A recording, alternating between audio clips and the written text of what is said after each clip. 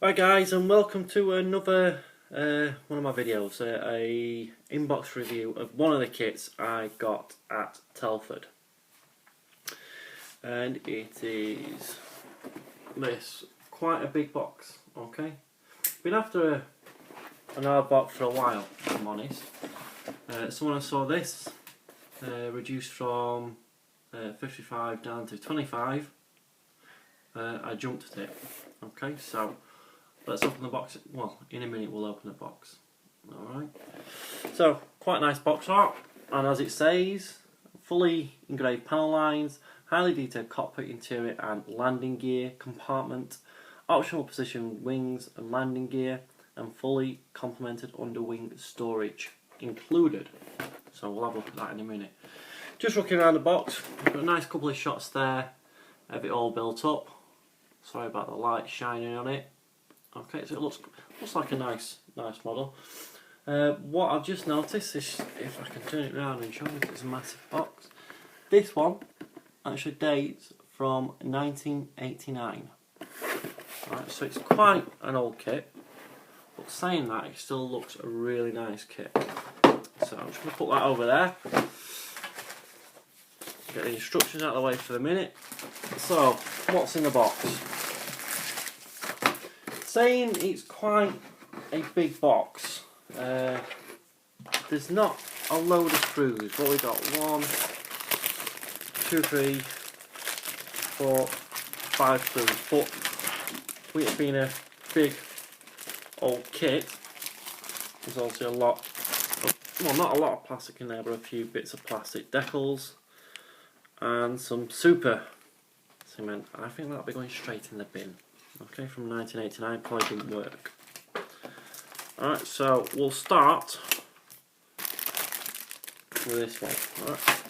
As we all Academy, nicely packaged into heat blister packs.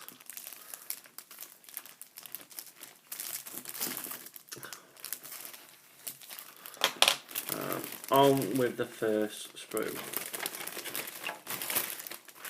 I think this is going to be a really big bird when it's done. Alright, so looking at the fuselage upper, lower, and I believe that'll be the tail. Okay, there's some, as it says on the box, there's some really nice engraved panel lines. I hope you can just see them. Probably can't knowing my luck. See if we move that out of the way, see if that makes it any better. Not really. Okay, we can just see some of the circles there. So there is some nice detail, and the wheel bay in there. That'll come up really nice wheel wash. I might see, because it's a fairly decent hole, see if there's anything I can do to maybe improve on that. At the moment there's no flash, but what I am seeing is some rather large sprue gates. Okay, they're quite big, especially on the main fuselage. Okay, so overall not too bad for probably the biggest part of the aircraft. Right, on to the next one, a smaller bag with 2 screws in it. We'll get this open. Dun, dun, dun. I think we've got some wing bits in here. Right, so first up, what look like the air intakes.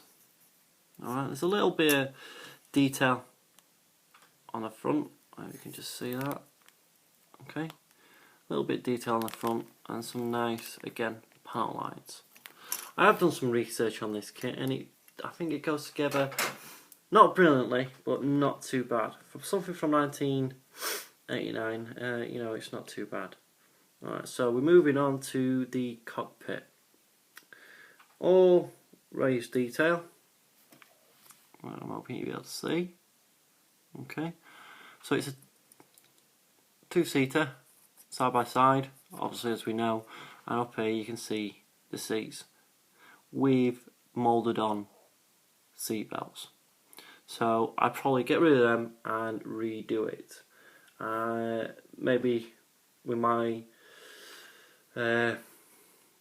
pie casing, and that's another part of the, I think that's the bulkhead wall to the cockpit. and then we've got some wing bits and pieces. But again, some nice detail for a kit of its age. Really good actually. Those dials should fetch up nice with a nice wash and some dry brushing. Alright, so that's two out of the way. Next we're moving on to the upper and lower wings. Again, another big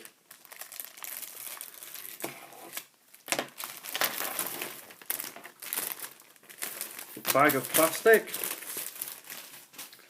Okay, again, some really nice detail on my wings, and you actually can see they are massive. I mean, quite a decent size. Alright, with some underwing stores, and I don't know what they are. One might be an air brake. Okay, we'll find that out. But yeah, it's got all the stores, and all the stores have got nice recess lines. So in a way, it sounds daft. This is quite a basic kit. Okay, quite a basic kit, but it's going to be a big one. I think it probably look quite impressive, because I'll probably do some scratch building in the wheel wells and in the cockpit, because the glazing, the cockpit canopy is actually quite big. Right, we've got some nice detail in the cans. Okay, so we've got the actual cans, and then hopefully you can just see them in there. Some nice fan detail. Again, not overly done. Again, some nice detailed on the nose. So once this is built up, it's going to be a fair old size. It's going to be a lot bigger than that F15 I've just done. Alright, can you see there? Look, some nice detail. So it should, some nice thin coats. The paint shouldn't cover it up too much, so we'll get some nice weathering in there into the panel lines with a wash. Moving on to the canopy.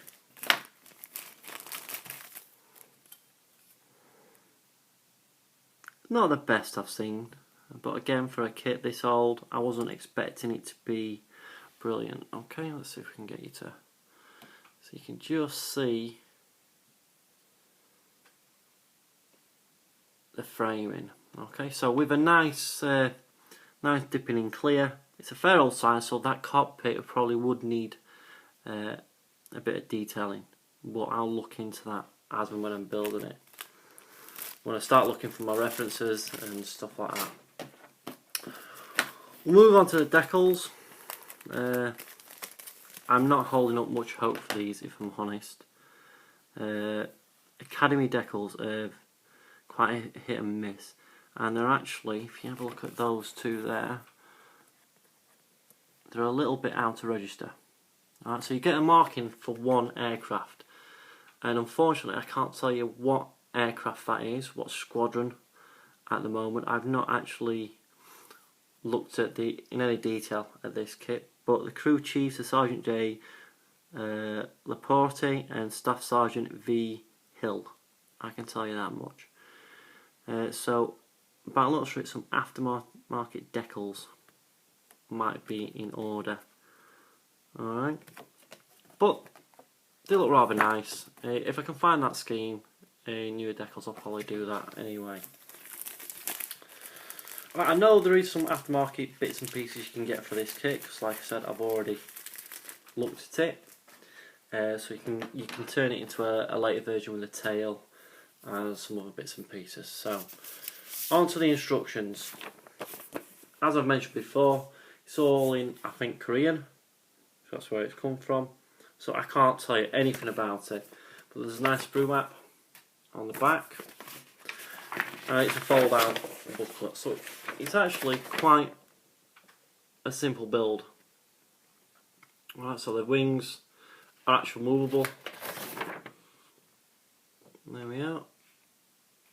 Onto the tail, and then onto the final bit, just there. Alright. And that is a paint scheme. again in Korean. So I couldn't find the call outs, but I did find some instructions online with